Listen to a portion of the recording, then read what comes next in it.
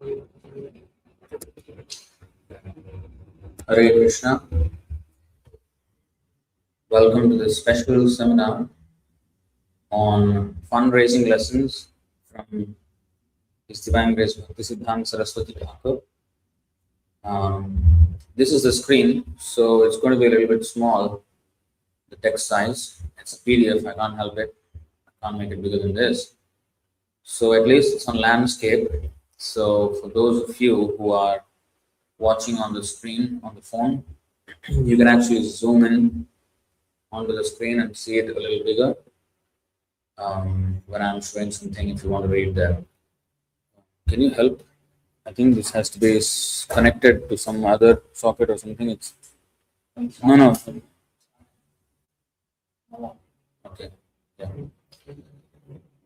Om Namo Bhagavate Vasudevaya. Namo Bhagavate Vasudevaya. Om Namo Bhagavate Vasudevaya. Namo Bhagavate. Om Namo Bhagavate Vasudevaya. Namo Bhagavate.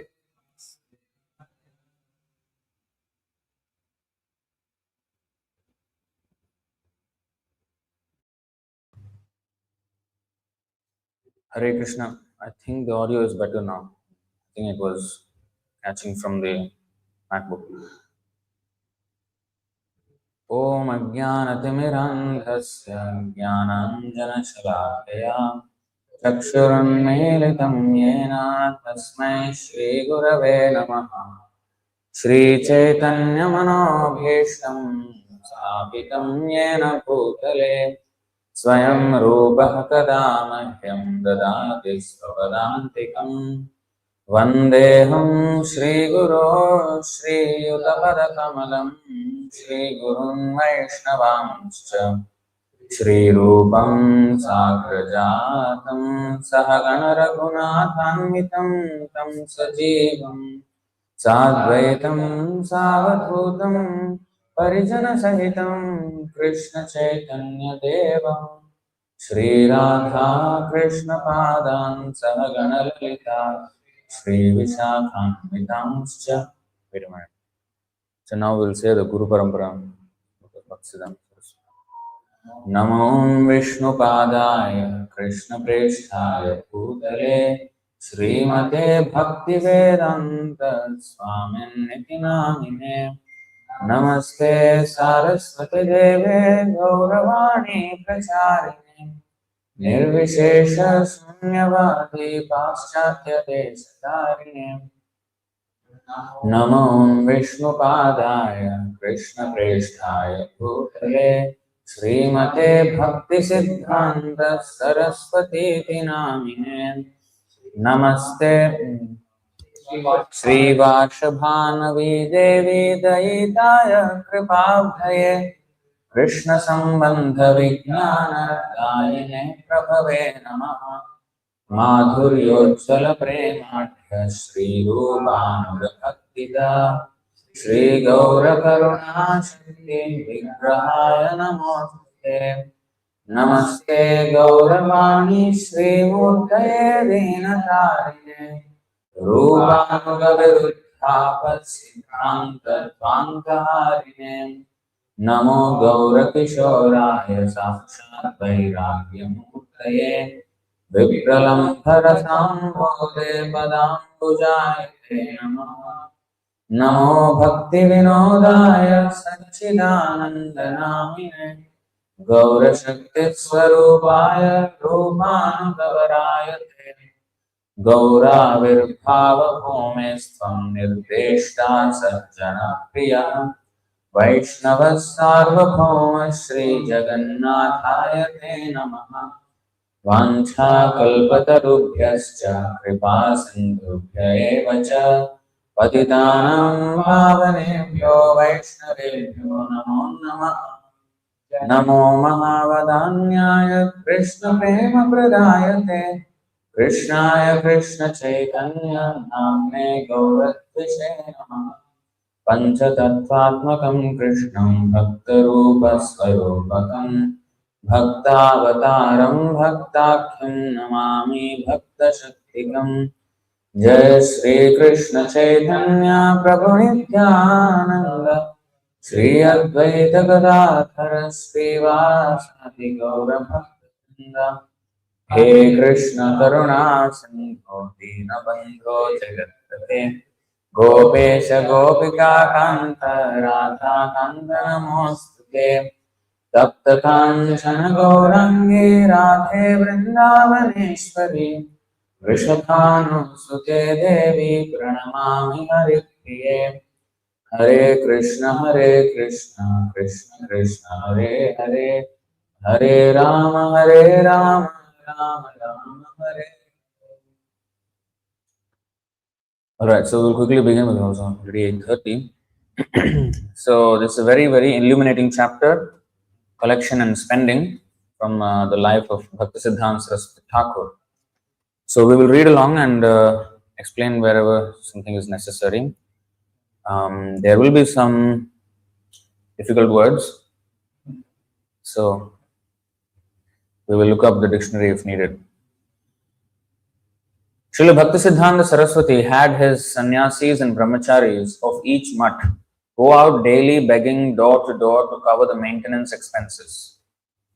He also kept them busy collecting for ambitious schemes that he was ever conceiving for presenting Krishna Bhakti in a manner designed to capture public attention. These required tremendous financing, seemingly beyond the means of a group of indigent monks. Indigent means poor and needy monks. Don't have anything.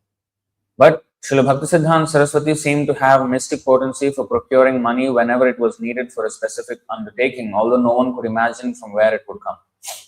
So you can see brahmacharis and sannyasis going daily door to door begging to cover the maintenance expenses.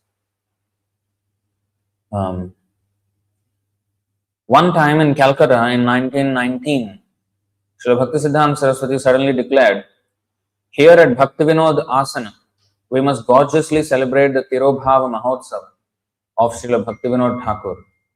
Organize a massive festival, invite thousands and feed them all." His few disciples had no idea how this could be possible, as the scheduled date was looming ahead and they were already strained just to maintain the regular activities of the asana. Shortly thereafter, a zamindar visited the asana for the first time, and after hearing Srila Bhaktisiddhānta Sarasvatī speak for only a few minutes, volunteered to contribute 30 mounds of rice and a cash donation for the festival, during which over a ton of rice prasad was distributed. So, this was the first Tirobhava Mahotsava of Bhaktivinoda Thakur. He attained Samadhi in 1914, and I think 1918 was the first, maybe, or maybe one of them. 1 second. This thing going.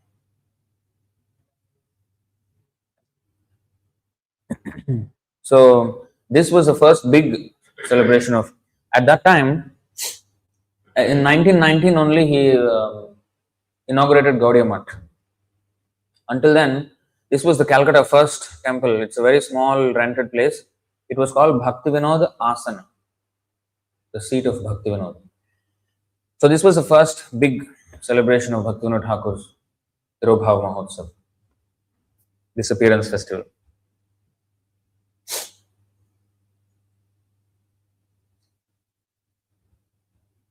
But Srila Bhaktisiddhānta Sarasvatī did not simply rely on miracles.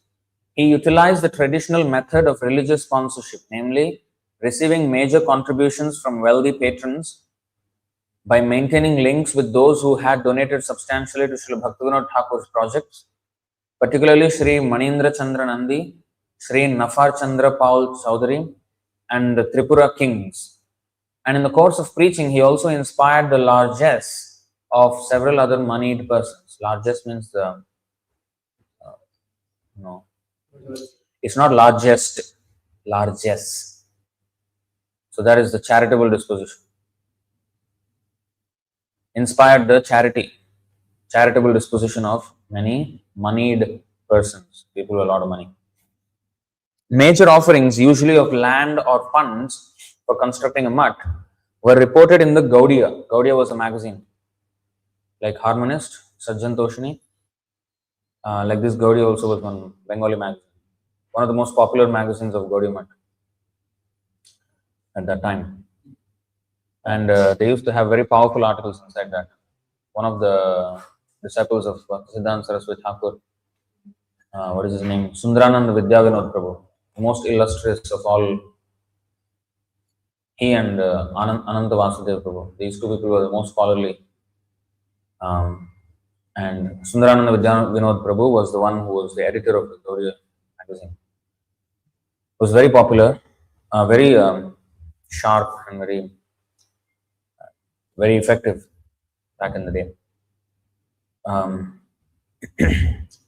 So major offerings, usually of land or funds for constructing a mutt, were reported in Gaudiya, which featured photo of the donors and praised their example as a devotional act, in contradistinction to the ordinary piety that accrues from mundane charity. So whenever somebody donated, they put their photo, everything, and showed that this donation is different from ordinary pious activities. In addition, Srila Bhaktisiddhānta Sarasvatī continued a fundraising system introduced to the Gaudiya world by Srila Bhaktivinoda Thakur in accord with changed social conditions. That is, soliciting numerous modest contributions from a pool of moderately prosperous middle class supporters. So this was new at that time. Before that, only rich people used to give, but small donations from everybody. This was the new thing Bhaktivinoda Thakur started because of the Kali Yuga population and not so much charitable disposition by people, even if they're rich. For instance, in 1920, he had a leaflet printed and sent to many known sympathizers throughout Bengal, entreating them to donate for deity service in Mayapur. So this was what he wrote, Bhaktisiddhānta Sarasvatī Ṭhākura himself. The daily service of Sri Sri Gaura Vishnupriya and Sri Sri Radha Madhav at the birthplace of Mahaprabhu, Mayapur Yogapeeth, has now continued unbroken for 27 years. The Navadvip Dham Pracharani Sabha has very nicely held an annual festival there and maintained Mahaprabhu's houses and so on. For the last 20 years, the Maharaj of the independent Tripura state has sent a monthly contribution of 25 rupees to meet daily expenses. Patron. Now you feel. And sometimes other devotees make donations for the same purpose. Nowadays, prices have increased, so we request the community of Gaura Bhaktas to contribute a monthly amount according to their ability to improve service to the deities. You are an object of esteem and faith for the pure devotees of Gaura and are dedicated to the highest benefit. The devotees of Gaura will be unlimitedly happy if by the end of the month you send a reply to inform how many rupees you agree to donate monthly for distribution of Mahaprabhu's prasad to Vaishnavas. Tridandi Bhikshu, Srila Siddhanta Saraswati. Our patron program, monthly patron program, Nitya Seva. So, following this plea, monthly offerings totaling 50 rupees were pledged by various devotees. So, it was double thing that the king was giving by small donations. So, a good lesson is we cannot neglect smaller donations and volume. In fact, that will be the trend in Kali Yuga more and more. And that's why Prabhupada took it to another level. So, book distribution, collection on the streets, and like that, built so many temples. So, Bhaktisiddhānta Sarasvatī was expert at engaging money in Krishna's service. It seemed that no matter how much his disciples collected, he could always spend more. Did you listen? No. Please. Somehow remained in your memory because of some, but never, mine wasn't there. You know. Please don't do that. I cannot repeat myself like this. It's very. I'll read it again. Yeah. Yes, yes, okay. Bhaktisiddhānta Sarasvatī was expert at engaging money in Krishna's service.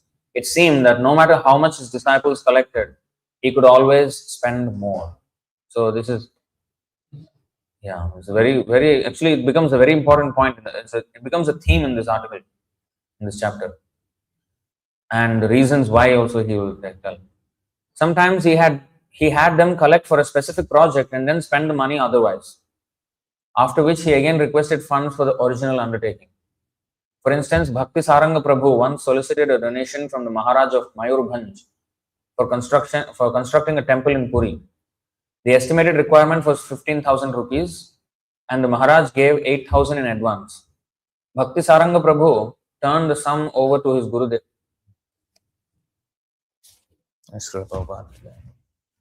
Bhakti Saranga Prabhu turned the sum over to his Gurudev.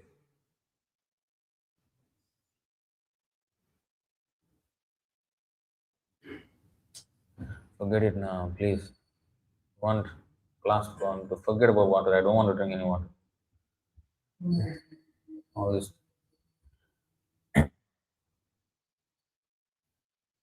The estimated requirement was 15,000 rupees and the Maharaj gave 8,000 in advance.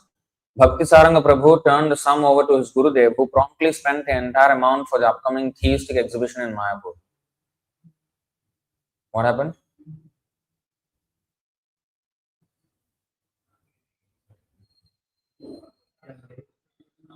No. What is the point? What is the point?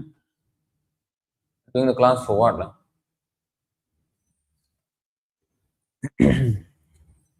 Okay, let me read it again all the way. Until you hear everything and understand, I'm not going to go forward. Okay? Srila Bhaktisiddhānta Sarasvatī was expert at engaging money in Krishna's service. It seemed that no matter how much his disciples collected, he could always spend more.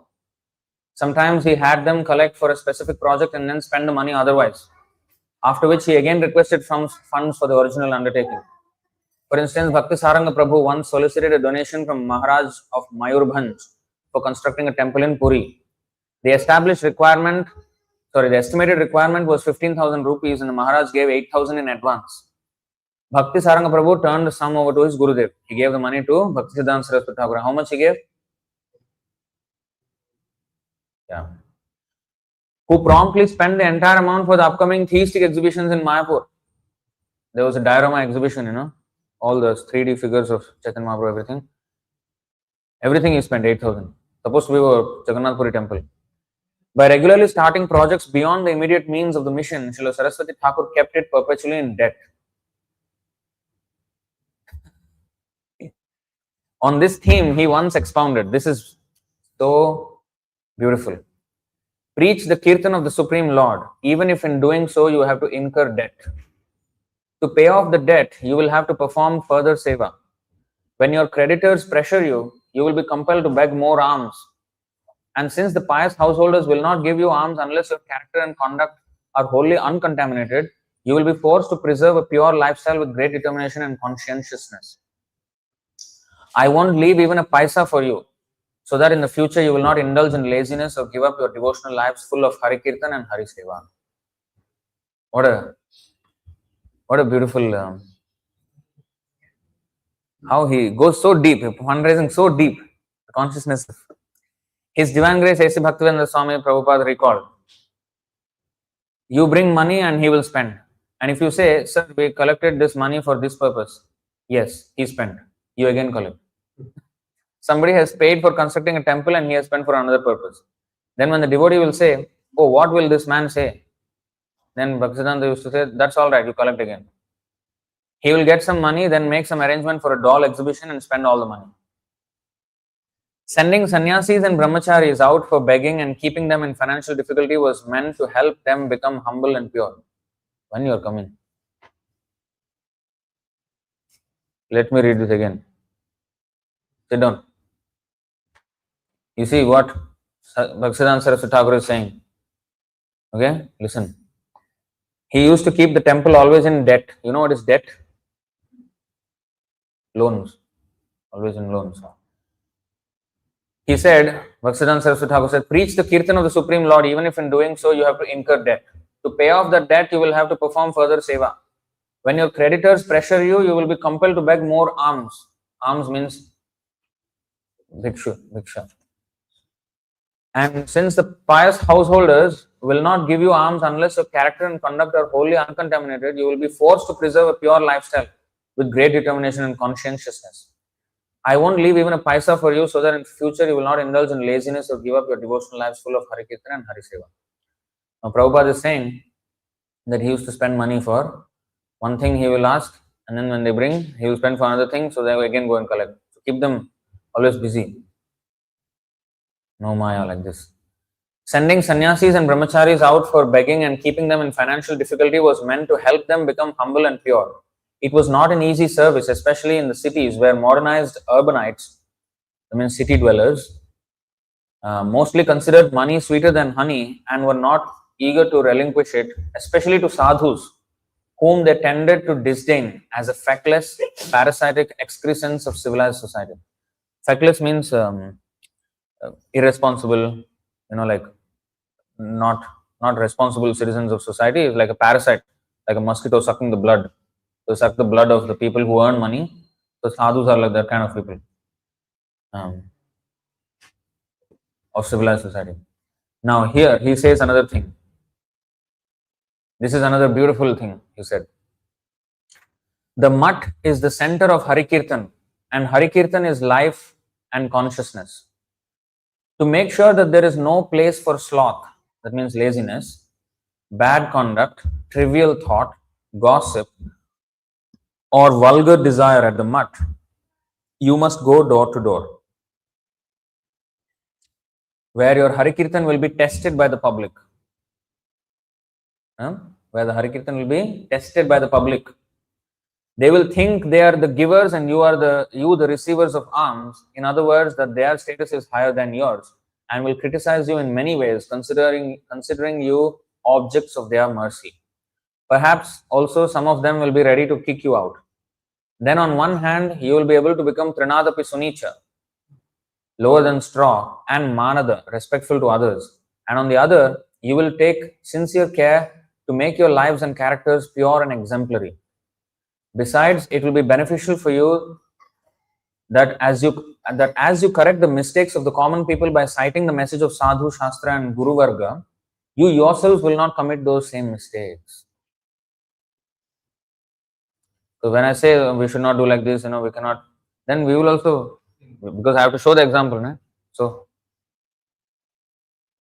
do not be upset if anyone criticizes you personally.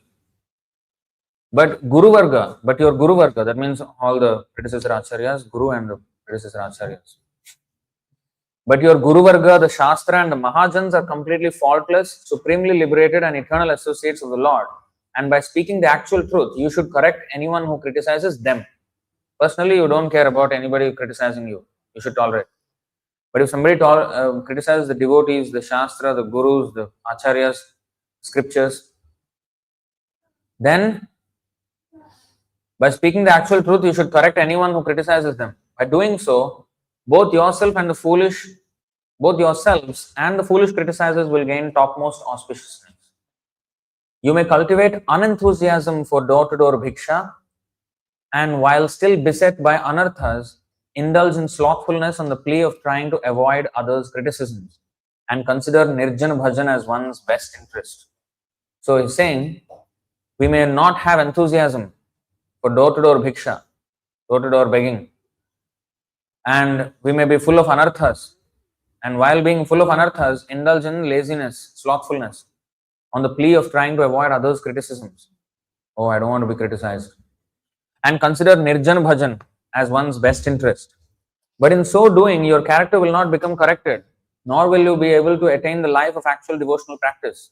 I will never give you the opportunity to become deceitful on the path of devotion by your absconding to a reclusive residence, where no one will hear your words or even see you, and your heart will thus remain undisciplined. So you know what he's saying? I don't think so.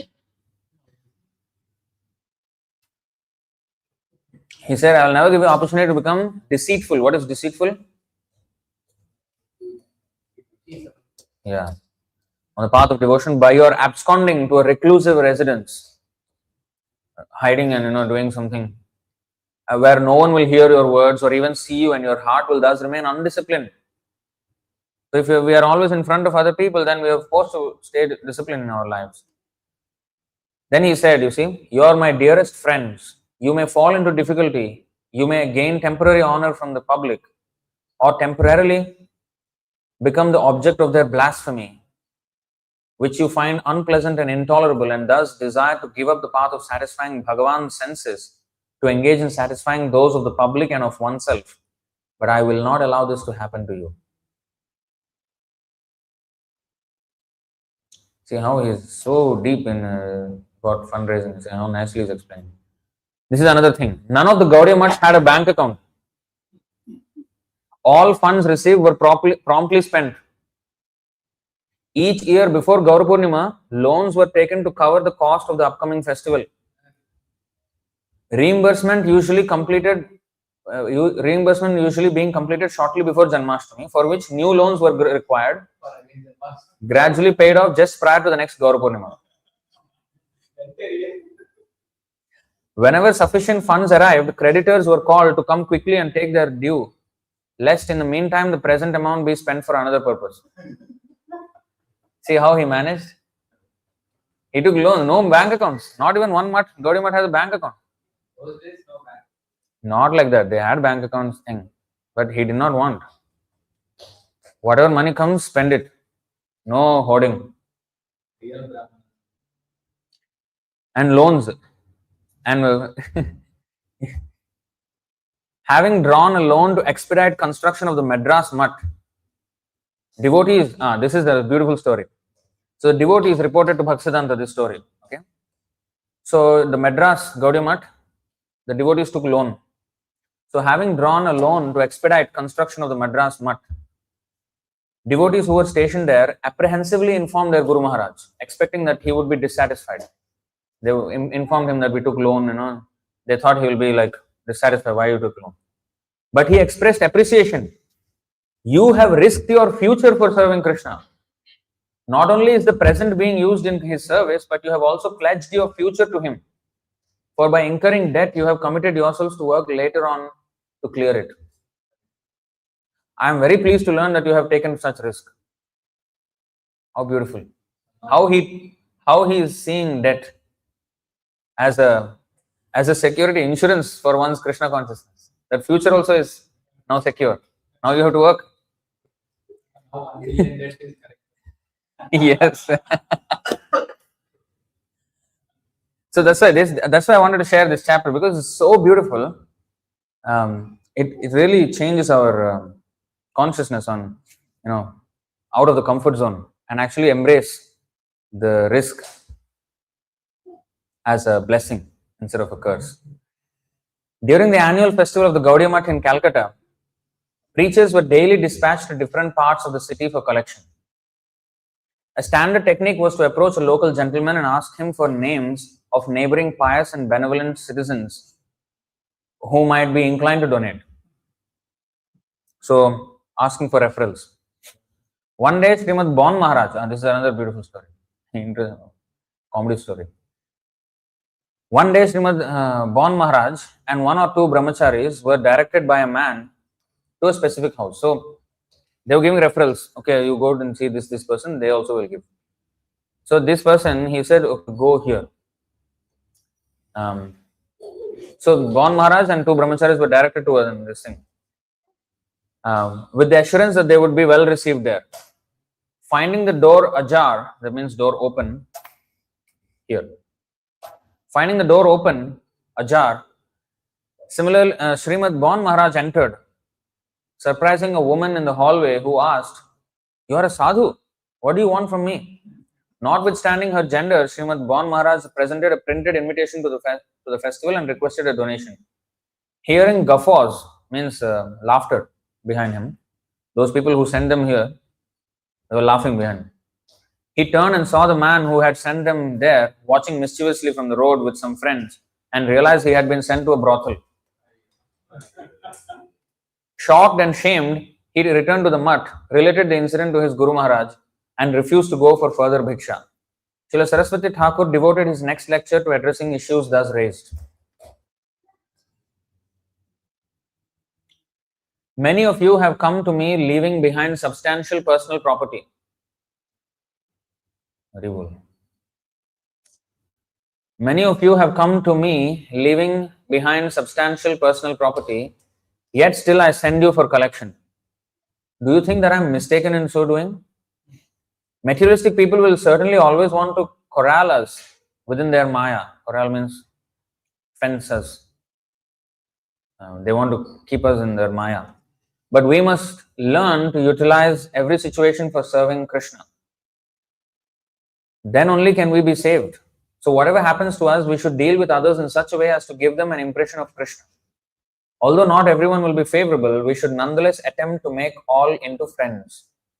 Vishaya Samoha Sakali Madhava. This is actually a verse by Bhaktisiddhānta Sarasvatī Ṭhākura only about Yukta Vairagya. All sense objects are meant for service to Madhava. So nothing in this world should be rejected, but everything but engaged in his service. Renunciation does not mean elimination. As you belong to Krishna, others also belong to Krishna. If you alone want a connection with Krishna, abandoning others, then they will remain your enemies. And one day, they will attract you to their position. But if you make everybody devotee to Krishna, you can be friends with everyone. So that attempt should be there. If you don't make them devotees, then they will always remain your enemies. One day they will attack you. Maya will attack. See how he is thinking. He's teaching us how to think deeply. If you alone want a connection with Krishna, abandoning others, then they will remain your enemies and one day they will attract you to their position. So why should you be afraid of any circumstance? Rather, when you see that everything is meant only for Krishna's service, you will see that all situations are propitious and everyone is a friend. Propitious means conducive or auspicious. By this positive adjustment to the environment, by seeing everything in relation to Krishna, everything will remind you of Krishna. Visualizing anything as non-Krishna ought to be abandoned, for there is no non-Krishna. Ishavasamidam sarvam yatkincha jagatyam jagat tena tyaktena bhunjitha magritaha kasya siddhanam. Everything within the universe is controlled and owned by the Lord and should be accepted thus. Despite widespread deprecation, the Gaudiya Math received financial backing from persons convinced of its message. So a lot of people were actually having an issue with Gaudiya Math because they're preaching strongly, and the caste Goswamis and all these born Brahmin groups with big Brahmana sabhas, and they preaching to their followers, and also because it was so cutting, the philosophy was so uncompromised. So a lot of people were having, and demigod worshippers, all of them were against, because there was no only Krishna. Why worship only Krishna? So like that. So a lot of backlash from the society. But yet, received financial backing from persons convinced of its message. So then this is another thing he said. It continues to receive the hearty support of numerous members of all communities. It is carrying on a worldwide propaganda on voluntary contribution, most of which is collected by its preachers from charitably disposed persons. Those who give to the preachers of the Gaudiya Math, as a rule, do so unconditionally. It is on this kind of disinterested charity that the Gaudiya Math is subsisting through years of economic depression, unprecedented in the annals of mankind. So I think this was a 1930 depression, I think. So at that time there was a great economic recession. So he was saying economic depression unprecedented in the annals of mankind, in the history. So disinterested charity. What is disinterested charity? Unmotivated charity, ahaituki. Not giving charity to get something in return. Some pious thing in return. Just giving for the sake of dharma. To support preaching. Every paisa that came to the math and how it was spent was supposed to be recorded. You see, every paisa that came to the math and how it was spent also was supposed to be recorded. A list of donors and an expenditure report were published regularly in Sajjan Toshani and later in the Gaudiya, these two magazines, including names of those having donated less than a rupee. And there is a plus mark here. Actually, that's a footnote. You know what the footnote is? The end of the You know what this footnote is? This footnote is that Prabhupada's name, Abhay Charande, was written there in the donation list, 1 rupee. In, I think, 1930. Abhay Charande, 1 rupee. Yeah. So, but 1928, I remember when I went to Prayagraj, the story was there. 1928, I think there was a Gaudiya Math that was started in Prayagraj, and Prabhupada was working there as pharmacy. Then he actually was prominently instrumental in getting the temple and also donating himself and all that.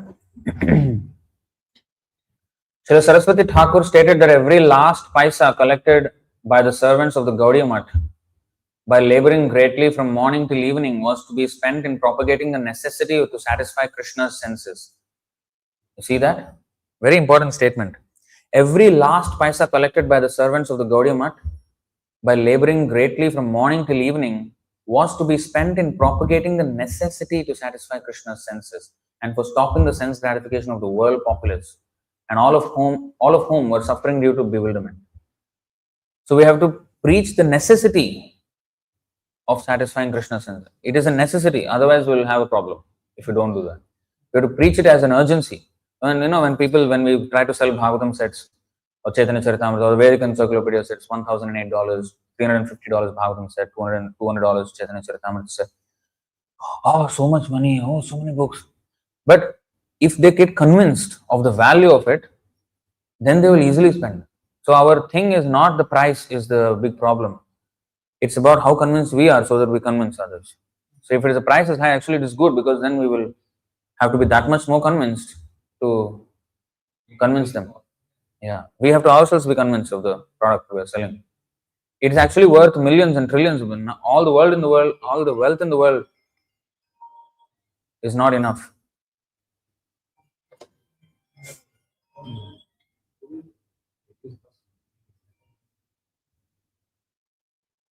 On Gaura Jayanti in 1929 at the Yoga Peeth, Srila Sarasvatī Ṭhākura berated, that means chastised, Sri Vaishnavananda Vrajavasi and other preachers for directly spending bhiksha on personal items such as cloth, umbrellas and shoes. So this was one of the disciples of Bhaktisiddhānta Sarasvatī Ṭhākura. His name was Vaishnavananda Vrajavasi. So he spent some collected money on personal items such as cloth, umbrellas and some shoes. He called together the leaders and explained, any collection should come into the temple accounts. First, the deity's need should be met. And if there is any balance, the mutt will see what you require, not that you take directly from the income. The mutt will decide what we want. The temple will decide.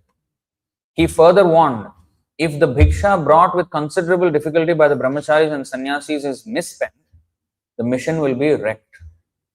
Then a day will come when the pujaris will take from the donation box to buy coconut oil for their wives' hair. strong, very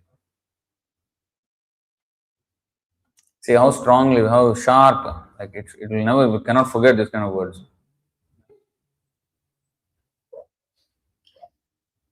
Srila Bhaktisiddhānta Sarasvatī discouraged deceptive methods of collection. This is another important point. He discouraged deceptive methods of collection and did not acknowledge that the end justifies the means. It means, in the end it's coming to Krishna only, so however we collect, it's coming to Krishna. So the end justifies the means. No. He inculcated that bhiksha was to be accompanied by and was a function of preaching. And that its real purpose, and indeed the whole Gaudiya Math institution, was to collect souls, not money. Our mission is to collect souls, not money. He did not want his disciples to be money oriented. That does not mean he did not want them to collect money. No. He wanted them to collect money day and night. Whenever the money they collected, he spent and made them into debt. He took loans. Always they were collecting money, but You see, when we say, oh, not money oriented, oh, you see, we should not always ask money. That's not the thing. That's a wrong understanding. Money should be collected and money should always be collected. That's why even our book distribution is basically, we're collecting money by selling books. We're giving them knowledge and taking the money.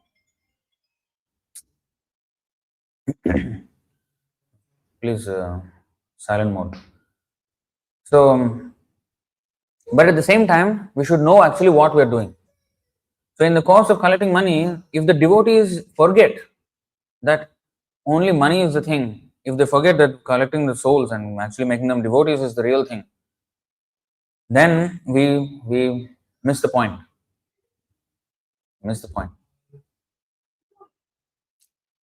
He did not want his disciples to be money oriented and was concerned that those inclined for collection be at least as enthusiastic for bhajan as for bhiksha.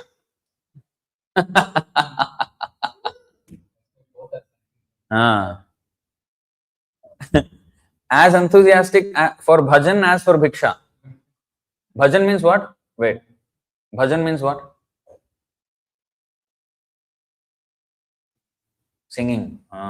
This is also important. People don't know what is bhajan. Bhajan is not singing. Bhajan means worship, our quality of our sadhana. Bhajana means not just the sitting down and singing. Bhajana means my own worship of Krishna, how serious it is. How seriously am I chanting? How seriously am I attending the programs, the lectures, the morning program, the reading, the prasadam meeting, the doing seva? How strict am I? How solidly am I situated in my Krishna consciousness? How is my Krishna conscious sadhana? That is bhajan. So we should be as serious about our character development by Krishna consciousness as for bhiksha. Because if we go out, people should want to give us when they see us. That purity should be like that, is what he's saying. They will not give you unless you are actually pure in character. So you have to become pure in character. If by deceptive methods you collect money and then lose all your Krishna consciousness in the process, then what is the point of doing all this? So like this is a problem that happened even in ISKCON. There were many devotees, even now there are. A lot of book distributors, but they don't read. They don't read. Because in the book distribution, they just say simple things. They don't say deep things. And that kind of, you can actually sell anything with those lines. You can sell even a flower, we can sell some baseball cap and everything you can sell. That kind of, oh, hello, how are you? You're looking nice, whatever. There's not much preaching. Well, it's maybe a good thing to sell more books, but also, if there is a conversation, we should entertain that. The whole point of us doing all this is to actually refine our character. Another devotee from ISKCON, of course from Guru Camp, but he said a very important point, that going out by doing book distribution, by collecting donations, by going out for Krishna Seva like that, it is a workshop for our mind, where our mind is trained, where we are forced to learn Trinadapi Sunichena, Tarorapi Sahishnuna, Amanena, Manadena, and Kirtaniya Sadahari also. This third verse of Shikshashtaka can easily happen when we go out. Only when we Kirtaniya Sadahari, that is our solid bhajan, always worshipping Krishna. Kirtaniya Sadahari means chanting Krishna's name, reading Krishna's books, talking about Krishna, always planning about how to increase the seva, how to increase the quality, take responsibility, like always thinking about Krishna consciousness, our service responsibilities. So he did not want his disciples to be money oriented and was concerned that those inclined for collection be at least as enthusiastic for bhajan as for bhiksha. Because when they contact us, they should not just give money, they should also eventually become devotees. Even if they give money, we should preach. We should just learn the art of how to preach to them. Without our preaching, in fact, there are other chapters in which Bhaktisiddhānta Sarasvatī Ṭhākura, like for example, went to a big religious gathering. All kinds of people were talking, all kinds of religious leaders were talking, all Devi Devata, impersonalism, everything. So he went for such a thing. Later on, his Guru Maharaj, Gaurkishore Babaji chastised him for not going to this thing. But anyway, he went, and it was a 4-day event, and a 7-day event. He only was there for 4 days and came back. And in those 4 days, he got hardly 5 minutes to speak. And he was waiting another opportunity, was not coming, he just went. One of the Manipur kings, I think, Manipur kings or Tripura kings, he organized this thing. He was a pious man, but he was very, humble to sadhus. But he did not know who is the right sadhu or not. Everybody humble. Yes, Maharaj, like that kind of person. Very sentimental, but pious man. There was one person who was coming like this many years ago. One Indian man, worker, he will go to Lorong 29. Every Lorong he will go.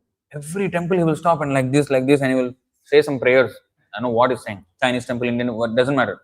Mosque doesn't matter. So he used to come here also and say, and we try to show him songbook, and Arti, and I think it doesn't go into his head. Prabhu, what he call him? He's a pious fool. Perfect description of that guy. Perfect description. Pious fool. You remember that guy, right? You remember? One Telugu man. He's like this, he will do. Not so thin. So,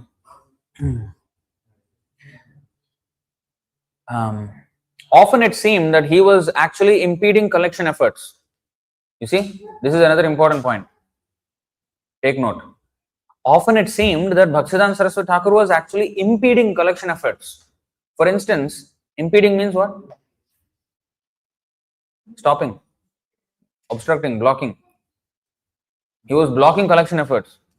They used to collect, block. See, for instance, by insisting that the car not be given to those devotees known as effectual collectors, good collectors, but car should not be given to them. Among whom the most reputed were Aprakrita Bhakti Saranga Goswami, nicknamed Banerjee No. 1. Shripad, I don't know why, I don't know what is the background story of that. Shripad Hayagriva Brahmachari, Banerjee No. 2. I don't know what this is. I think some insider joke of Gaudiya Math. And Srimad Gabhastinemi Maharaj. Nevertheless, these and other collectors formulated various pragmatic techniques to induce affluent men to gain eternal spiritual opulence by parting with their treasured wealth. So they were trying to, by hook or crook, get some money from them. Then this story is very interesting. Once, Srimad Gabhastinemi Maharaj visited the home of a rich man in Bombay to request a donation for making tube wells for Sri Chaitanya Math. What is a tube well, by the way? I forgot to check. Oh, the hand pump. The well for that. Oh, well. Tube well, okay. So, to request a donation for making tube wells for Sri Chaitanya Math, lacking which the resident sadhus were facing much inconvenience. The man offered him some fruit and sweets, saying, "Take this first and then we will discuss." The donor said, "Take these fruits and sweets first and we will discuss." The man, yet Srimad Nemi Maharaj declared, "I won't take a crumb unless you agree to sponsor 3 tube wells." The man's wife anxiously entreated her husband. She said to the husband, "It will be inauspicious if this sadhu leaves without taking any food. Please give him the money." The donation was clinched, but upon hearing how it was clinched, Srila Sarasvatī Ṭhākura became displeased.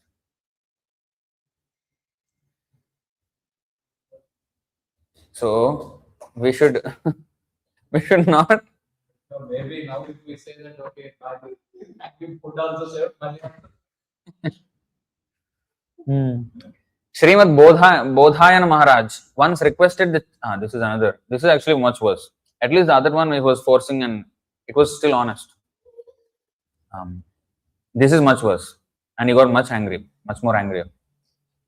Srimad Bodhayana Maharaj once requested the chief income tax officer in Cuttack to help collect donations from the Marwadis, thinking that by the tax collector's presence they would be intimidated into giving. He engaged the tax collector to collect for Krishna.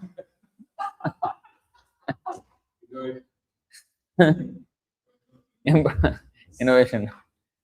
When the officer refused on grounds of malfeasance, Maharaj requested, Means, oh, this is not, I should not be doing this. Then the Maharaj requested, at least let me take your car to return to the mutt. Give me your car, official car. I will return to the temple at least, if you can't do this. Which the officer agreed to. Maharaj took it to the bazaar and there solicited contributions from the Marwadis, who were cowed by seeing the officer's car. Because that time car means a big thing, If you have a car means, oh, and they came and collected officer's car, oh.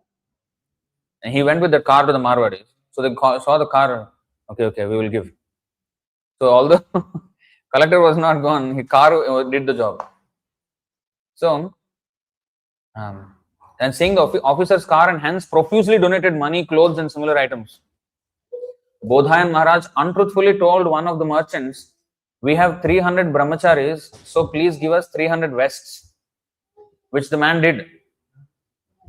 When Bodhayan Maharaj arrived at the gate of Sachidananda Gaudiya Mutt, he loudly called out, Jai Srila Bhaktisiddhānta Sarasvatī Goswami Maharaj ki Jai. He thought that surely his Guru Maharaj would be pleased with him. Yet when Bhaktisiddhānta Sarasvatī Ṭhākura heard how the collection had been secured, he became angry like fire and arranged to have everything returned. He was so upset that he fasted for the rest of the day. He fasted for his disciples' mistake and had everything returned to the donor. Srimad Bodhayan Maharaj would bluff that the mutt housed thousands of brahmacharis, maintained a leper colony with 1,000 inmates, ran a student hostel, or conducted massive programs for feeding the poor. Annadanam. All that being false, Srila Bhaktisiddhānta Saraswati dispraised such tactics. His disapproval of pandering to donors encapsulated in his saying, no big man has bought my head. No big man has bought my head. Made some of his leading preachers hesitant to introduce important worldly people to him. They would think, now Guru Maharaj will say something unbearable to him. We are depending on this man's contributions, but he will go away. It was actually an offensive attitude. And eventually that destroyed the Gaudiya Mutt. But you see how they were thinking and how Bhaktisiddhānta Sarasvatī Ṭhākura was thinking. No big man has bought my head. That means I will not bow down just because he has money. I will not speak the truth, or I will not stay away from speaking the truth just because he has money. I want his money, so I will not displease him. No. My head cannot be bought. That's what he meant. One time, Srimad Sar Maharaj visited a professor's home in Puri to beg alms. He repeatedly glorified the professor's wife, saying, "You are just like Lakshmi," and other blandishments. Both she and her husband were gratified and gave some rice, vegetables, and other items. When Srimad Sar Maharaj presented the collection to his Guru and told where he had procured it, Srila Saraswati Ṭhākura asked him, "Did you speak Harikatha there?" Srimad Sar Maharaj had to admit no. He just flattered them and came back. Disappointed, Srila Saraswati Ṭhākura asserted that no offering should be received without reciprocal distribution of Harikatha. So I was telling the story that he went to this 7-day thing. Somehow I got disconnected from that. So in 4 days, he got only 5 minutes to speak. And finally, he was not satisfied with that kind of engagement, and then everybody else was speaking, and it was like, and in that, for 7 days, accommodation also was provided, food also was provided, but he was not eating anything. Because it was not prasadam, first of all, and he said, one of the persons came and was very impressed with Bhaktisiddhānta Sarasvatī Ṭhākura, his character and everything. And he said, "I will serve you for as long as you are staying 7 days, I will serve you." Like a personal servant, he was there. So he was trying to feed, and he said, "No, I cannot eat. I won't eat." Why are you not eating? No, first of all, without speaking Harikatha, how I can eat? I did not come to eat here. I came for Harikatha. If I do that, then I will have any right to eat. Otherwise, how I can eat? That's how he's thinking. And for 4 days, he did not eat anything. Fasting for 4 days. Nothing he ate. Finally, he slipped incognito. He just left. And when he left, then the Maharaj came to know, oh, he's offended. He went to meet him in the train station. Train, not even like a car going back, no. Train station he went. He went to meet him there and they said, no, what is the point? I cannot speak Harikatha. What I can do? Then he requested many times, but he said, no, I'm going. So he went to Mayapur, Yogapeeth, back to the temple. That time there was no Gaudiya yet. It was before that. And then he cooked there himself late in the night and then ate. Offered and then ate. After 4 days, he went all the big journey and then cooked there in the late in the night and ate.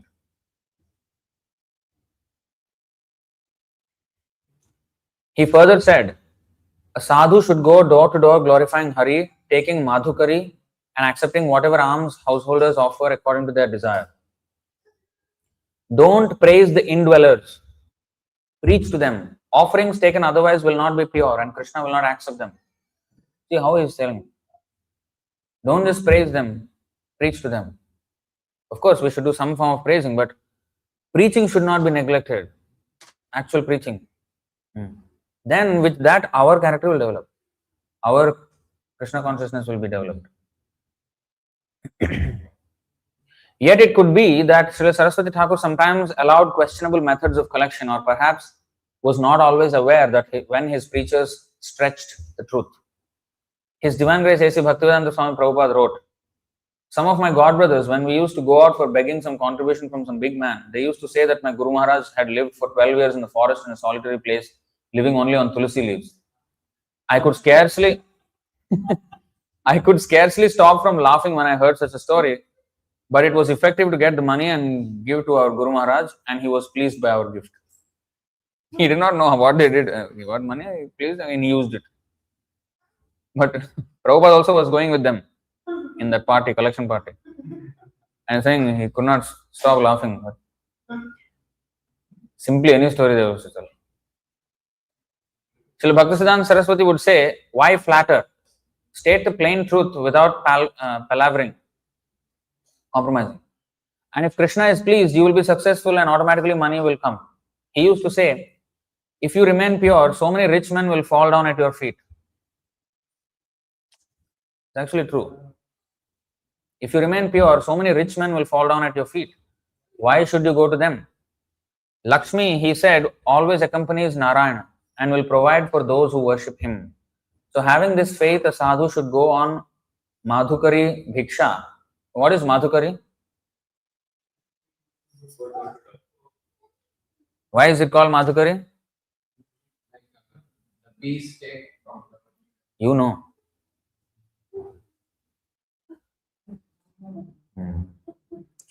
Madhu means honey.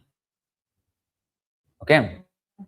So the honey bee goes from flower to flower, collect little bit, and then gather the whole thing in the honeycomb. So we have to take little bit from every door to door like that. Not depending on one. Then will become, if we depend on one, what will happen is we will not preach to him. Oh, because he is the main maintainer of the temple. If he doesn't give, then our temple cannot run. So I will not preach to him so strongly. Like that it will become. So we should not depend like that on one. Of course, there will be some bigger donors, but still we have to preach. Even if there are bigger donors, we have to preach. We should also learn how to preach nicely. Of course, there will be sometimes little bit, but mostly we should know how to present the fact uncompromisingly. But maybe especially when we are younger, we should be very humble. If a person is like sannyasi is speaking, they will have respect automatically. Some elderly sadhu, and young man going and shouting means age also less. What are you learning? What is it? And they will. So we have to learn how to tell nicely, but tell the truth. Tell nicely does not mean I should rather err on the side of telling the truth than on the side of being nice. If I make a mistake of between telling nicely and telling the truth, I rather make the mistake of telling the truth and not being nice than telling nicely and not telling the truth. I should err on this side.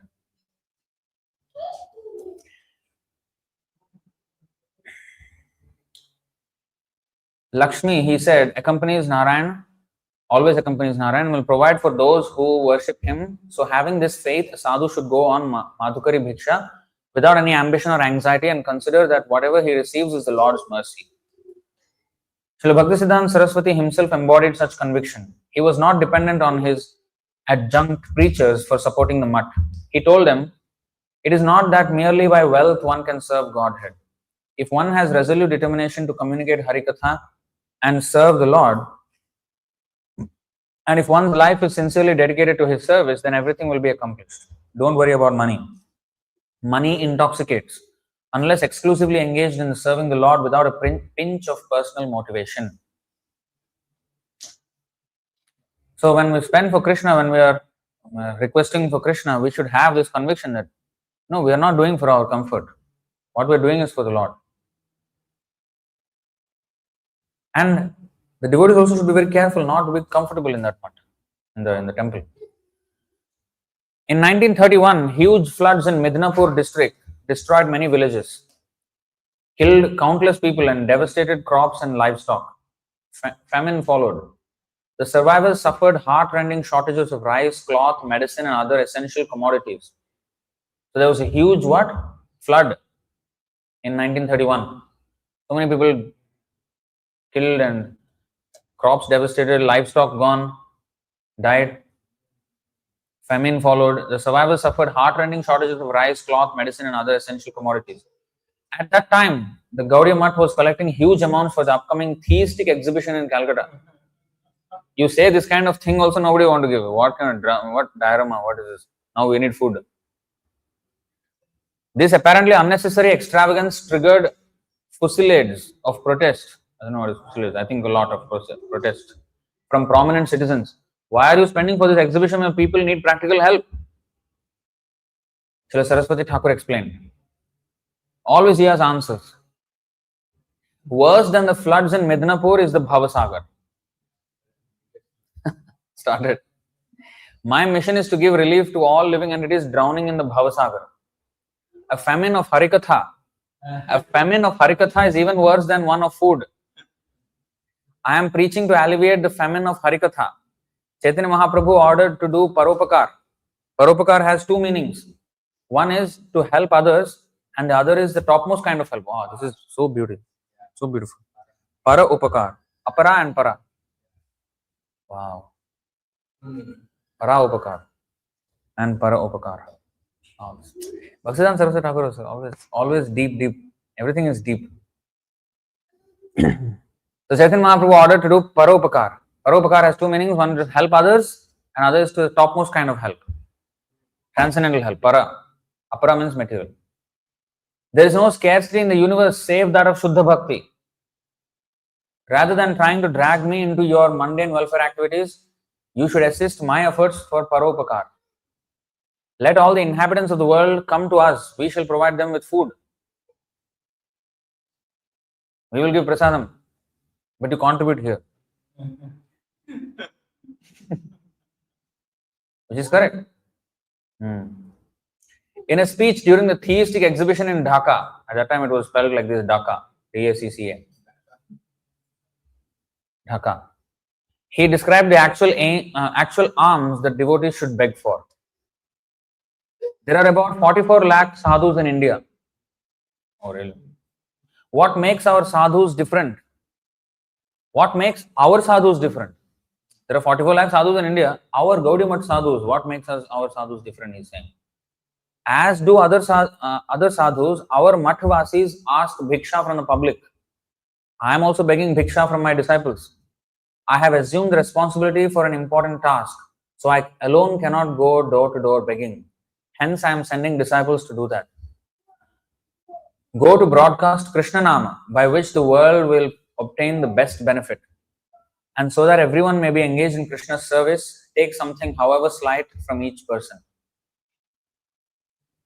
Srila Bhaktisiddhānta Sarasvatī clarified that a genuine sadhu going for collection is not a beggar, nor are the supposed donors givers. Rather, the roles are reversed. For a sadhu gives the opportunity for service to those who should beg for such a chance. Did you follow that? I don't think so. Some did not. Yeah.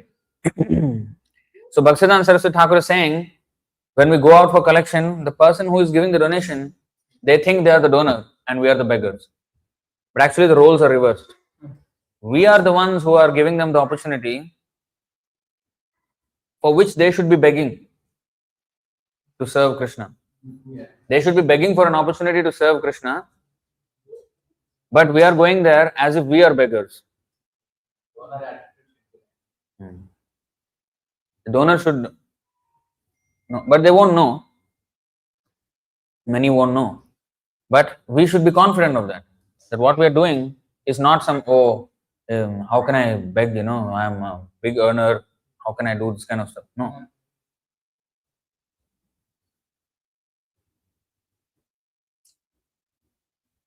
He exposed the mentality of motivated donors. He said, some people think that if they contribute, then our way of thinking should ditto theirs. You understood this point? What did you not understand? Nothing understood, nothing went inside. Some time. How much time? I'm going on to the next sentence. Some people think that if they contribute, then our way of thinking should ditto theirs. Our copy. Ditto means copy. Our way of thinking should replicate theirs. We should think like them. Oh, I'm giving you money. You should know what you should agree with me. Yet, even if they give everything in the cosmos, everything in the universe, we shall consider it like trash if the absolute truth cannot be wholly maintained. If we are expected to compromise in lieu of the donation, we do not want the support of such materialists. Look at this. This is actually a big problem in our other Hare Krishna movements. Some other Krishna conscious movements. So, even if they give everything in the cosmos, we shall consider it like trash if the absolute truth cannot be wholly maintained. What is this? Absolute truth cannot be wholly maintained. That means, if in a conversation, if we have to compromise something and we don't tell it, just don't ruffle feathers and just no, just tell the truth. Maybe we should learn how to tell it nicely, so that it gets into his. But even if you can't tell it nicely, just tell the truth. And if by that they don't give, so be it. Of course, we should know how to do it, but we cannot at all compromise. If we are expected to compromise, we don't want to take the money if we are expected to compromise in lieu of the donation. We do not want the support of such materialists. In an address to disciples, Srila Bhaktisiddhānta Sarasvatī distinguished between genuine spiritual begging for securing ingredients for Krishna Kirtan and that of cheaters, and pointed out the common man's inability to distinguish the difference. He said, these parts I haven't read. I actually read until a certain paragraph before. I am first time reading. Your collection by bhiksha and that of those making a business of dharma externally appear exactly the same. They can temporarily create a false picture of selflessness and concern for others, and thereby imitate your actions to avoid the public's criticism. And the public will be cheated by all such talk. I did not follow. Your collection of bhiksha and that of those making a business of dharma externally appear exactly the same. They can temporarily create a false picture of selflessness and concern for others, and thereby imitate your actions to avoid the public's criticism. And the public will be cheated by all such talk. But your seeing that is no reason to lose enthusiasm. Okay.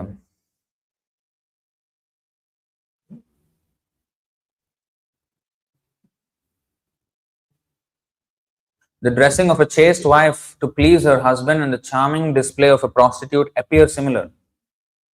The prostitute might seem even more expert and eager to please a man than does his chaste wife. But those who can discern inner motives will realize the great difference. One is exalted like the sky, whereas the other is subterranean low. One will be cheated if he attempts to evaluate the genuine Vaishnavas or servants of the Lord only according to their external actions. So if we are lumped together with them,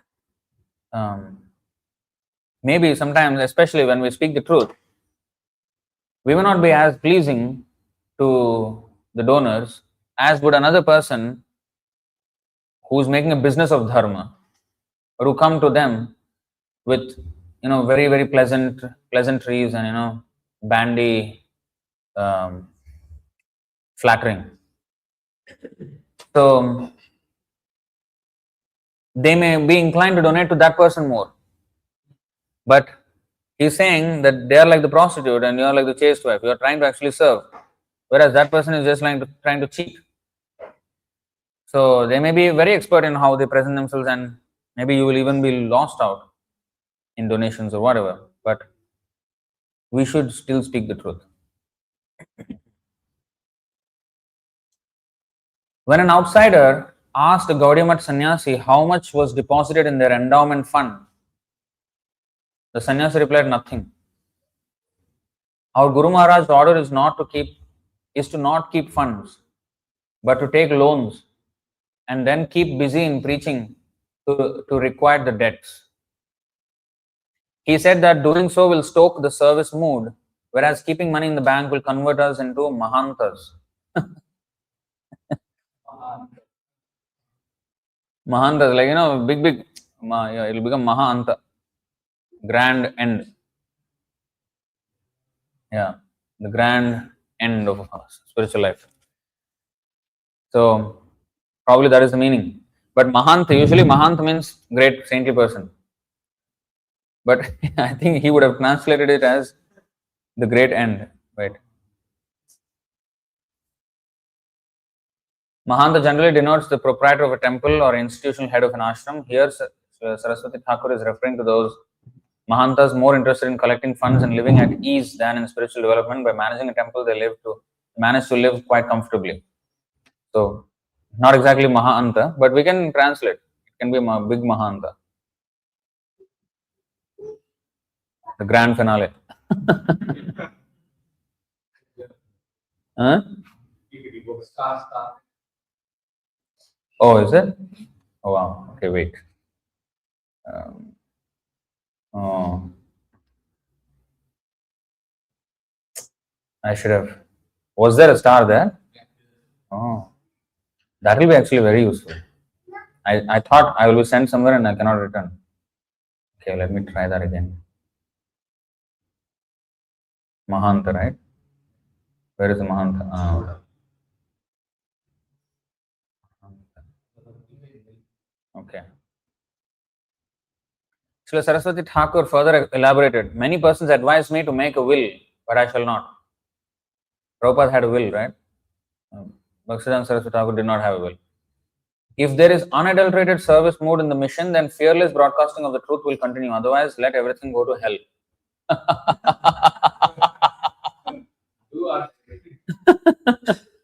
Wow. He is not even concerned about protecting the properties and everything. If the mood is right, everything will go on well. Otherwise, let everything go to hell. We don't want anything. We want a farce of an organization. It's just... Of course, Prabhupada had a will, and he safeguarded the properties and everything. But actually, his will was also misused. Like, for example, not just will. Like in India, every ISKCON was a branch of Bombay. That's how it started off.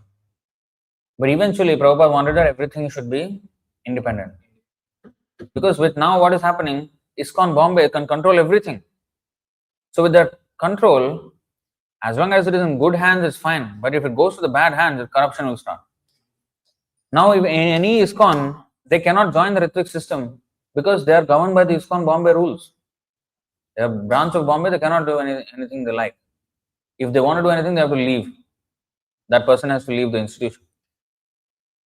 So the purity, the corruption will be there, the purity will be compromised if property is secured, but the truth is not secured. In fact, the truth can be tossed out.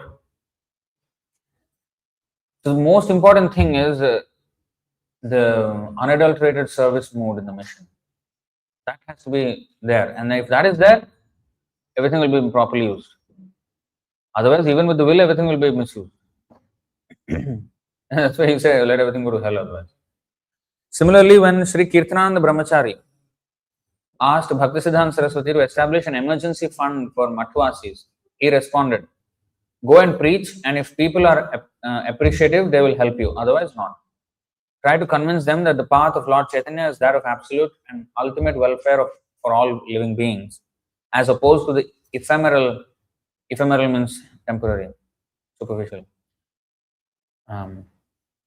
As opposed to the ephemeral and incomplete help offered by mundane charitable groups.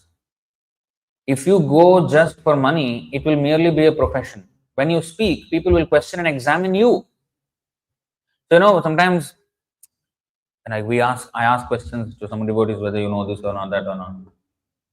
But actually, real examination will be when we preach outside. They will ask questions. That will be more shameful if I cannot answer. And it is good, even in the beginning, if I could not answer, because then I will learn. I will never forget that lesson.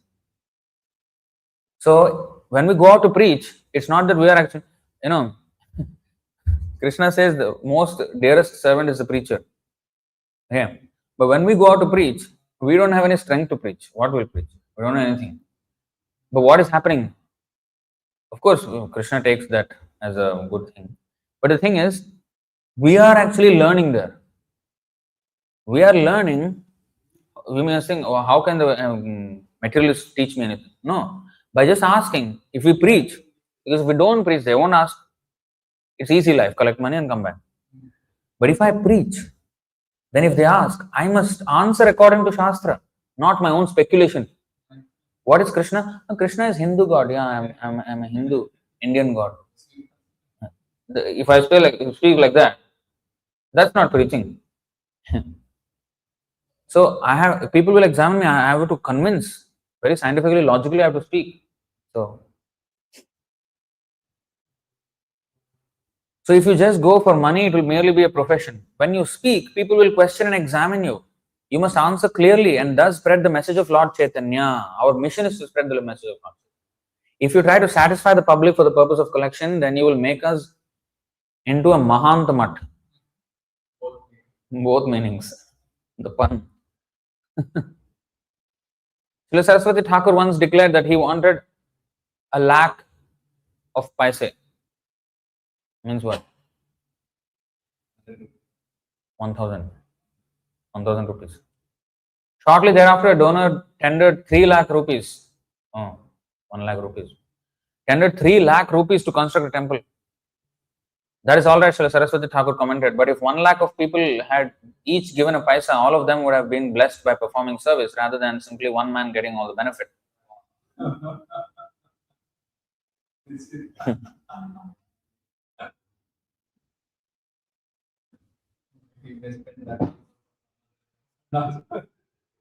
I think he would have spent for something else. Did you follow? Did you follow? Once Srila Bhaktisiddhānta Sarasvatī was informed that two of his sannyasis had stated that he was dependent on their collections. So two of his sannyas disciples said that Bhaktisiddhānta Sarasvatī Ṭhākura is dependent on our collections. So this was the thing that was already brewing inside the institution. Actually, it was much worse. Some of the details were not mentioned here. During the lecture on the following morning, he told the devotees, all of you stay inside for the next 15 days and perform kirtan without going for collection. By the mercy of Krishna, Vishnupriya and Lakshmi Devi, I will maintain you. Without your going outside, various items will come to the mutt. The next day, he himself went on bhiksha. Wow. That day, profuse victuals such as ghee, grains and vegetables were brought unsolicited to the mutt. He ventured out for one day only, but the mutt continued to receive ample donations for the next 15 days. While all the devotees remained there feeling rather ashamed.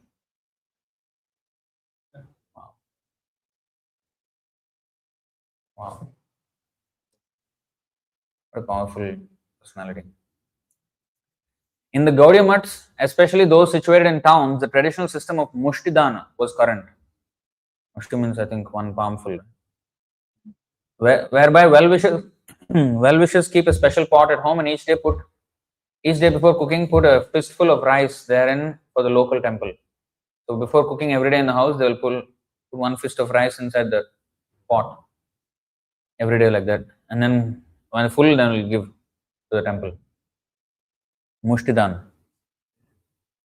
Similarly, several families pledged to regularly give fixed monetary contributions, usually small, which Math brahmacharis would collect within their prescribed areas. In this way, by making a mite from each family, the needs of the Math were covered and personal contact with supporters maintained. Srila Sarasvatī Ṭhākura considered this method sattvic because it neither strained the donors nor incited sadhus to amass more than required. Srimad Bhakti Sri Rupa Puri Maharaj would perform traditional bhiksha by begging door to door, receiving piecemeal offerings of coins, dal, vegetables and rice. Once Srila Sarasvatī Ṭhākura took the objects collected in Srimad Puri Maharaj's cloth and said, "This bhiksha is sattvic, Gaurasundar is pleased." One time when the temple donation box was opened for counting, Srila Sarasvatī Ṭhākura saw many spoiled, unusable coins inside. He quoted the Bengali proverb, "Kana garu brahmana ke daan," to give a one-eyed cow to a brahmana. During a preaching tour in Jessore district, that means these people were as if donating something, but what kind of donation is it? During a preaching tour in Jessore district, I think this is in Bangladesh. I think so. In 1920, while walking toward Solpur railway station, Sri Bhaktisiddhānta Sarasvatī Ṭhākura passed through a hamlet. Hamlet is a small village. Very small village. Smaller than a village, in fact. An old woman standing by her one-room shack wanted to offer him something, yet by the time she had gathered a few items, he had gone far ahead. Chasing behind, she tried to give the devotees 1 paisa and 4 limes. But despite her pleas, the devotees did not accept her gift. Although he had not seen this incident and was out of earshot, that means it was not within his hearing, he was far away. Srila Bhaktisiddhānta Sarasvatī turned around, came back, and with respect and appreciation received the woman's offering in his own hands.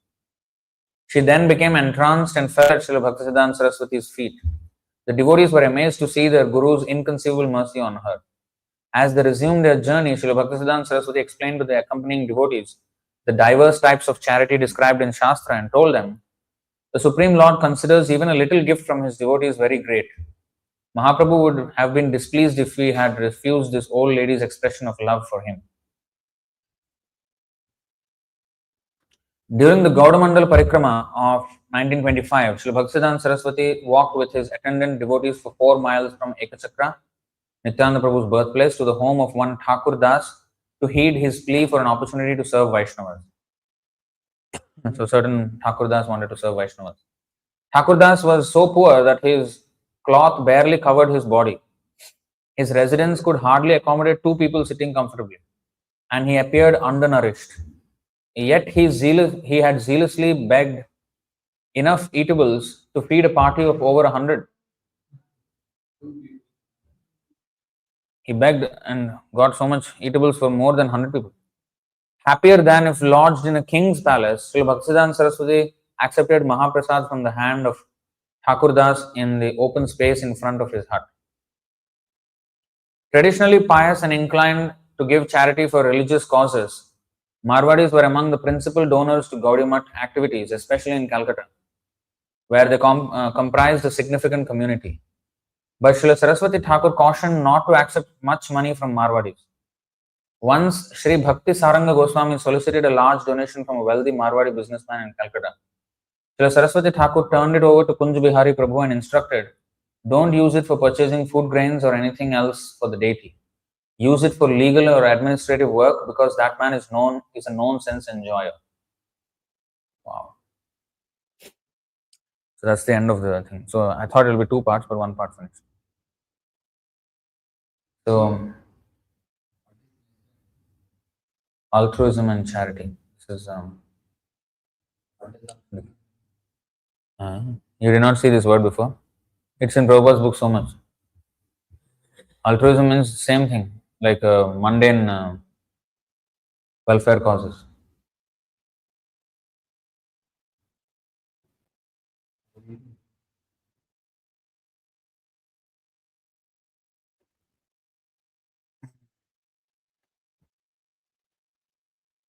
So this is the what?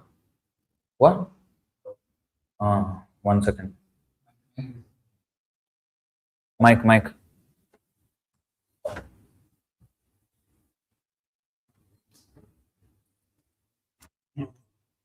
What? Yeah. No. So you're speaking like you're saying that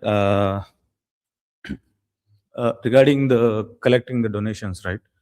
Like we should speak about Krishna Katha, and then only after that we need to take. I think where one of the example was given, like if they don't speak about Krishna Katha and then they are just praising the wife of that person, and then they are just taking money from him. I think the example was written over there.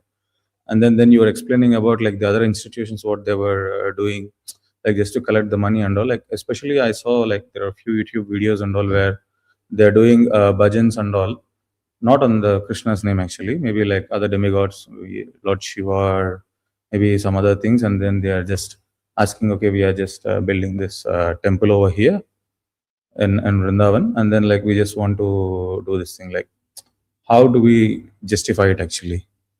We don't justify it. We don't justify it. Why we should justify that?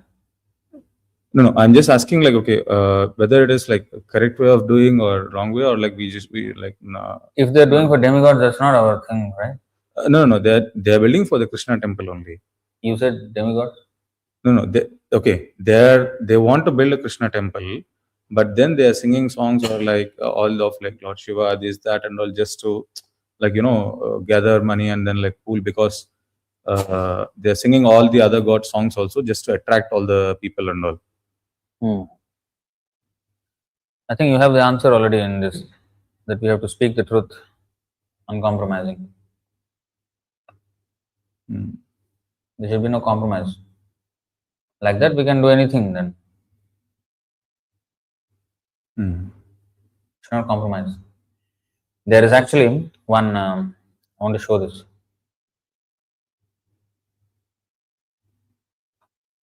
Five 18:22. It's a very important. So Lakshmi Devi is saying to Narayan, she is saying, O Supreme Unconquerable Lord, when they become absorbed in thoughts of material enjoyment, Brahma and Lord Shiva, as well as other demigods and demons, undergo severe penances and austerities to receive by my benedictions. Lakshmi's benedictions. Even devatas, they want. But I do not favor anyone, however great he may be, unless he is always engaged in the service of your lotus feet. Because I always keep you within my heart, I cannot favor anyone but a devotee. So Lakshmi Devi always only blesses the devotees. Now, the purport is very important. In this verse, the goddess of fortune, Lakshmi Devi, clearly states that she does not bestow her favor on any materialistic person. Although sometimes a materialist becomes very opulent in the eyes of another materialist, such opulence is bestowed upon him by the goddess Durga Devi, a material expansion of the goddess of fortune, not by Lakshmi Devi herself. And this is very important. If we just collect money and not preach, and we actually compromise our stand in order to get money, then that money is not Lakshmi. That money is Durga. Will keep us imprisoned, because then we cannot preach. And we will see that now. So,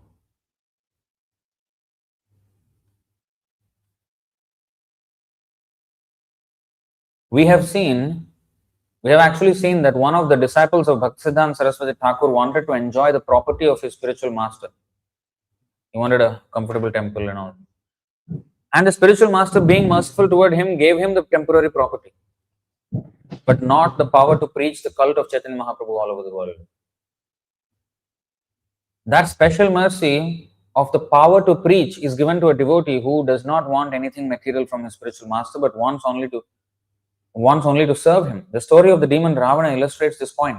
Although Ravana tried to abduct the goddess of fortune, Sita Devi, from the custody of Lord Ramachandra, he could not possibly do so. The Sita Devi he forcibly took with him was not the original Sita Devi, but an expansion of Maya or Durga Devi. As a result, instead of winning the favor of the real goddess of fortune, Ravana and his whole family were vanquished by the by the power of Durga Devi, Srishti Sthiti Pralaya, Sadhana Shakti, everything became Pralaya. So, this is actually a super important point for us. What is the power to preach? Yesterday also this topic came in the class, that, what about this ISKCON devotees who are selling so many books? Insane amounts of book distribution they are doing. So, which is very good. We're not saying no. But the leverage, the power which they have, the number of people that they have, the amount of resources that they have at their level, they should actually be doing so much more. Because when we distribute books, we can distribute many, many books. But if we have more power, if we have more prominence in society, then we should make that voice heard in other places as well. Why Prabhupada wanted the scientists to be challenged? Because we want to make, otherwise Prabhupada would have said just distribute books every day on the streets, which is absolutely should be done. But also, we should point to, like for example, if there is some scientist like moon landing or something, we have a very powerful presentation on it. Then it will attract the scientists' minds. Hey, how come? What is he speaking? I've never heard this kind of knowledge before. And he's speaking with so much logic. Then they will say, well, what is he learning? Like, what is this? Then if we say that, okay, we have learned this book from the Srimad Bhagavatam, from the Bhagavad Gita, these are the books we are learning from. So much knowledge we have. Oh wow, I want to be like him. I want to read the books. So do we have to promote the books? And much of the book distribution that is happening nowadays is they hardly actually speak anything about the book, almost. So even if they take the book, yeah, maybe one day they will read. And that should be always done. Books should always go. But also, if we make this kind of public propaganda and taking on big social causes, not taking up causes, giving our commentary on this, spiritual commentary on things that people are, that's what Prabhupada did in Back to Godhead. If you see, he was sometimes commenting on political situation of the world. But from the spiritual point of view, what is the actual solution to this?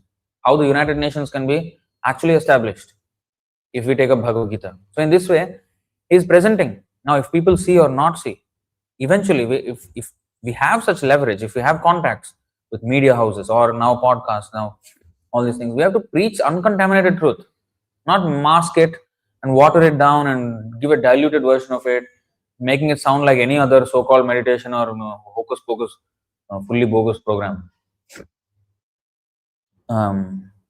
We have to stand out. We must be distinguished. Then people who see it, and they will say, wow, what kind of, we're speaking from Bhagavad, oh, that Bhagavad Gita, yeah, I think I have in my cupboard, yeah, I will start reading. Maybe they would have bought the book before, but they never touched. When they see knowledge like that presented, oh, I thought Bhagavad Gita is irrelevant book, not useful for any practical.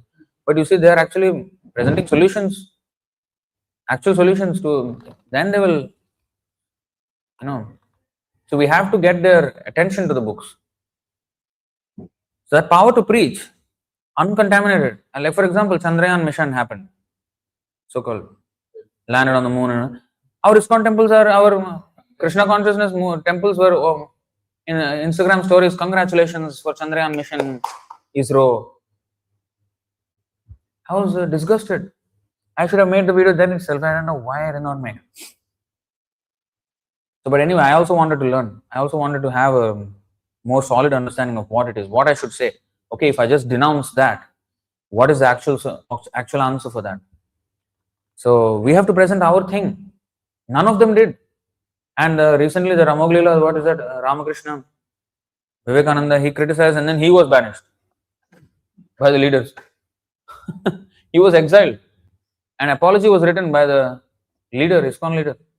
How shameful. Lost the power to preach because of pandering to the public. Book distribution going on, but this is also going on. What understanding of the books is there? We will never stand out like that. People should know, icon, we should become iconic. Like you see, classic example. We made a short on Sadhguru, right? I said Sadhguru is nonsense. He did not read any scripture. Now that went viral. I think about 4 million something views. That short. A string channel, big YouTuber in India. Vinod, he made a video. Oh, what is this nonsense? And that also kind of went viral. Then ISKCON, they did a video saying, no. Because he said at that time, ISKCON people are, what is this? ISKCON, how can that speak? Then ISKCON clarified, no, we don't do such things. See, our Ramoglila, he was nicely, he respected, so this is how we speak. So that person is not from our institution. Then this Vinod found out that we are ISKM. We are different from ISKCON.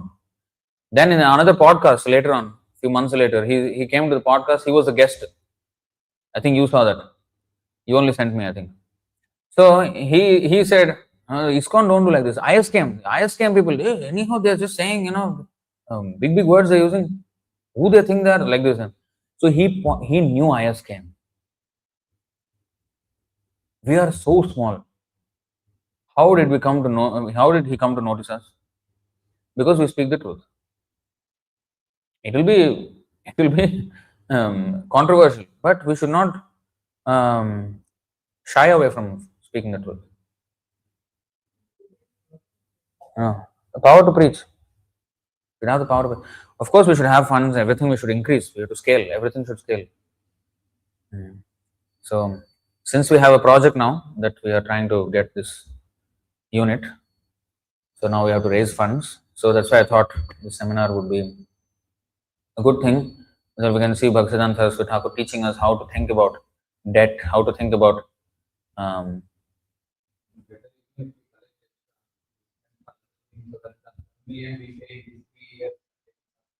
like you see, we have collected for 10 temple building funds, and it was used for chariots from the temple building fund. Still, it's not. Still, it's a debt. Still, we are paying back. So it's good to know how this is seen. So we actually become Krishna conscious instead of fault finding.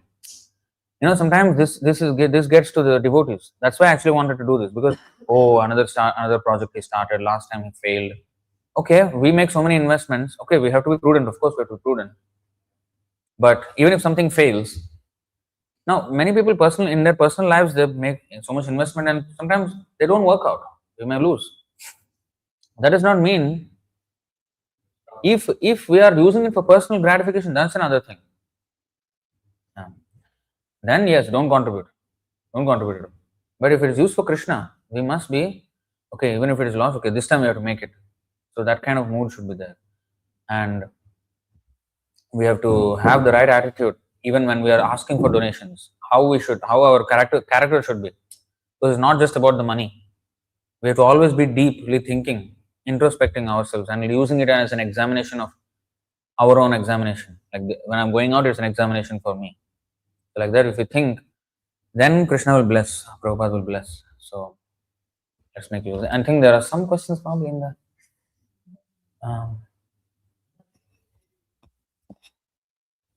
online. A small thing.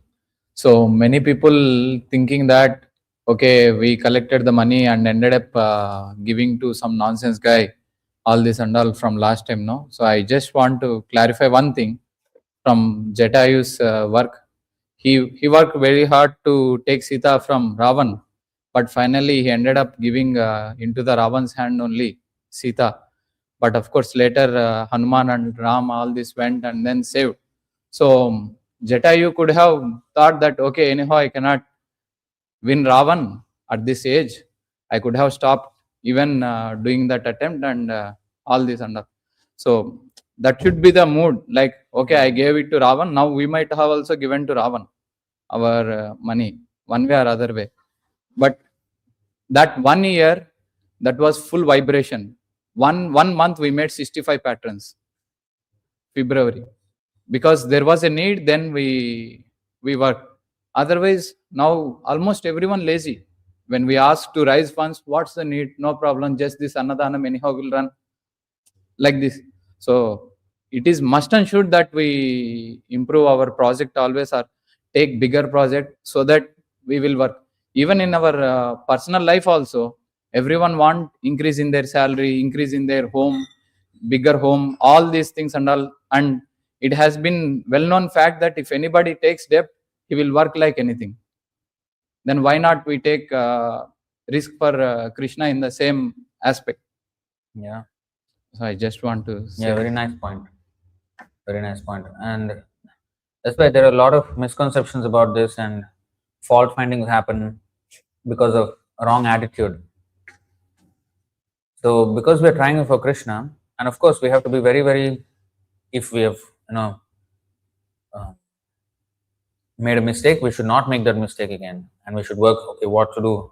Okay, we have to just go all out and collect the funds instead of like, because this is at least an achievable, much more achievable target, so at least a baby step towards, but still it is hard work, but we have to embrace it as how Bhaktisiddhānta, if we consider this to be very difficult, if we were in Bhaktisiddhānta Sarasvatī Ṭhākura time, And but you see, that's why if we understand this mood, then we'll realize how he's thinking, how is actually spiritually beneficial for us only.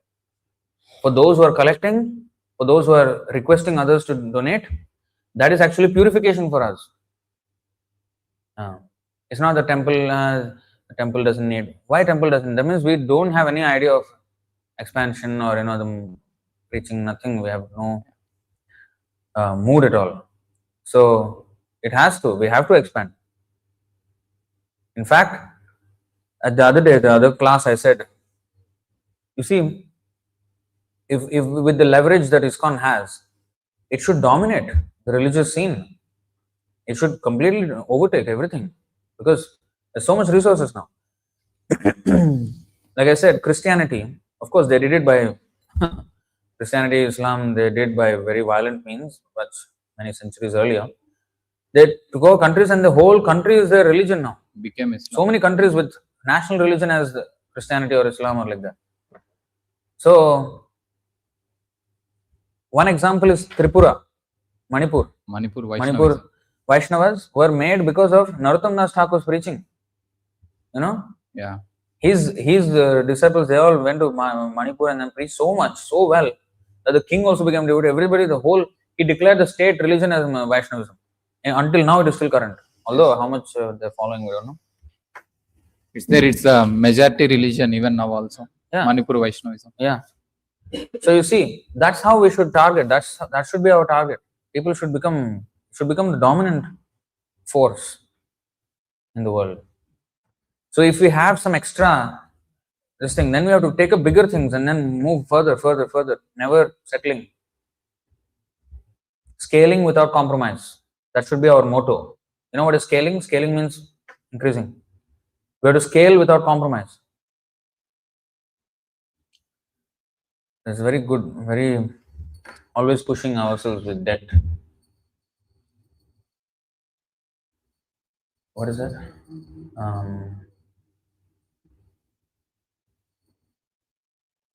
What is the opinion on monetizing the temple YouTube videos for a nominal fee? Well, yeah, we can start the monetization. We won't earn much. We will earn maybe less than $10. No, slow. But still something. It will because we need to start. See, now for our caliber of our channel, 88K subscribers, people are making lakhs per month, rupees of lakhs per month. Of course, they have strategy. We don't have a strategy. That's what. So that all will start with monetization. If you do the zero monetization for the channel, affiliation, everything will not work. Yeah, actually, even the subscriber growth, I think YouTube is limiting it. Yes, everything will limit. It won't go beyond 88.7K. That's all. It will stay there. So if you make measure of your videos non-monetizing, they will also be not interested. You yourself not interested in money. Why I am interested in promoting your video?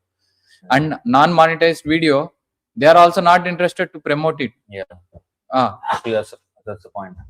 Yeah, I think for outreach, if you want to reach out to more, I think we should monetize. Yeah. Not just for the money. I think for outreach we have to monetize. Yes. I think that's a good point.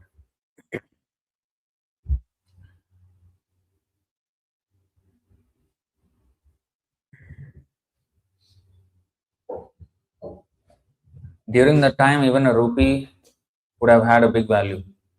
Yeah, it was something. But still, nothing compared to what they would need. Nothing. He was spending thousands and thousands of rupees, lakhs even. At that time, 1930s, he was spending lakhs. 8,000 rupees for one small festival he spent. For theistic exhibition, 8,000 rupees gone. Even now, Bhagavatam set is 8,000 in India. What else? Collecting money for Krishna, but in return, helping to purify the soul. Yeah, that's the whole point. All right. So, thank you very much. Thank you very much for attending. Jai Shri Bhaktisiddhānta Sarasvatī Ṭhākura ki jai. Sankirtan Mahayagnya ki jai.